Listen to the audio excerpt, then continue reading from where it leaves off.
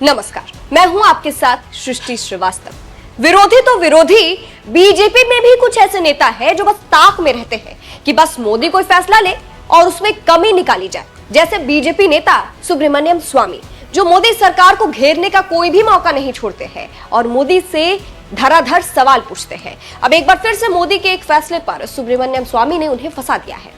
दरअसल इस वक्त चारों तरफ चर्चा है ऑल पार्टी डेलीगेशन की, जिसको लेकर कांग्रेस का मूड सही नहीं है, क्योंकि कांग्रेस ने जो नाम ऑल पार्टी डेलीगेशन के लिए भेजे, उसकी जगह मोदी सरकार ने शशि थरूर को चुना और उन्हें शामिल कर लिया। केंद्र सरकार ने उन्हें प्रतिनिधि मंडल को लीड करने के लिए निमंत्रण दिया, जिसे शशि थरूर ने स्वीकार भी कर लिया। अब एक तरफ इस पर कांग्रेस सवाल उठा रही है, तो वहीं दूसरी तरफ सुब्रमण्यम स्वामी ने अलग मुद्दा उठाया है। सोशल मीडिया प्लेटफॉर्म एक्स पर सुब्रमण्यम स्वामी ने लिखा, भाजपा सरकार शशि थरूर को भारत संघ की ओर से सांसदों की टीम का नेतृत्व करते हुए विदेश कैसे भेज सकती है, जबकि यह ज्ञात है कि उनकी पत्नी की हत्या कर दी गई थी और थरूर आईएसआई द्वारा संचालित पाकिस्तानी महिलाओं के साथ लिव इन रिलेशनशिप में थे। मोदी सरकार का पतन चिंताजनक है। अब जिस तरह से सुब्रमण्यम स्वामी ने सवाल उठाया है, उसके बाद से कहा जा रहा है कि सुब्रमण्यम स्वामी ने कांग्रेस नेता शशि थरूर पर सवाल उठाकर मोदी को फंसा दिया है, मोदी के फैसले पर सवाल उठा दिया है। एक तो पहले से कांग्रेस इसको लेकर सवाल उठा रही थी, उसके ऊपर से सुब्रमण्यम स्वामी ने भी ऐसा ही सवाल उठा दिया। इस पर जनता रिएक्ट कर रही है। एक यूजर ने लिखा, ये आश्चर्यजनक है कि एक ही पार्टी का एक सदस्य अपनी ही सरकार के निर्णयों पर खुलेआम सवाल उठा सकता है। दूसरे यूजर ने लिखा कि यदि आप पर्याप्त रूप से सक्षम होते तो ये आप हो सकते थे, लेकिन दुर्भाग्य से। एक और यूजर ने लिखा, मैं आपसे सहमत हूं, मोदी सरकार को एक बेहतर व्यक्ति का चयन करना चाहिए। एक और यूजर ने लिखा, सर उन दोनों के बीच आपसी समझ और समझौता है, दोनों को ऐसा करना ही है। आप मोदी शासन के बारे में किसी से भी बेहतर जानते हैं।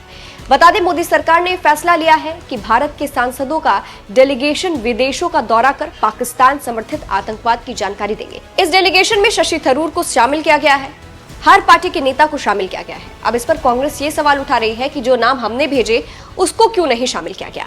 शशि थरूर ने इसको लेकर सोशल मीडिया प्लेटफॉर्म एक्स पर लिखा, मैं हाल की घटनाओं पर हमारे राष्ट्र का दृष्टिकोण प्रस्तुत करने के लिए 5 प्रमुख राजधानियों में एक सर्वदलीय प्रतिनिधि मंडल का नेतृत्व करने के लिए भारत सरकार के निमंत्रण से सम्मानित महसूस कर रहा हूँ। जब राष्ट्रीय हित शामिल हो और मेरी सेवाओं की आवश्यकता हो तो मैं पीछे नहीं रहूंगा। जय हिंद। कांग्रेस नेता जयराम रमेश ने इस मुद्दे को लेकर कहा, जो 4 नाम जोड़े गए हैं वे वरिष्ठ सांसद हैं, जिनमें से एक पूर्व विदेश मंत्री भी रह चुके हैं।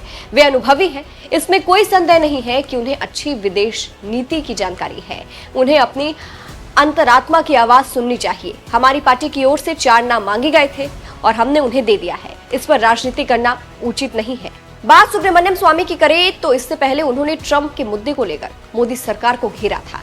एक यूजर ने दावा किया था कि मोदी ट्रंप की बात इसलिए मानते हैं क्योंकि ट्रंप के पास अडानी का ब्लैक बॉक्स है, और इसी को पोस्ट पर सुब्रमण्यम स्वामी ने लिखा था, इसके बारे में सोचो।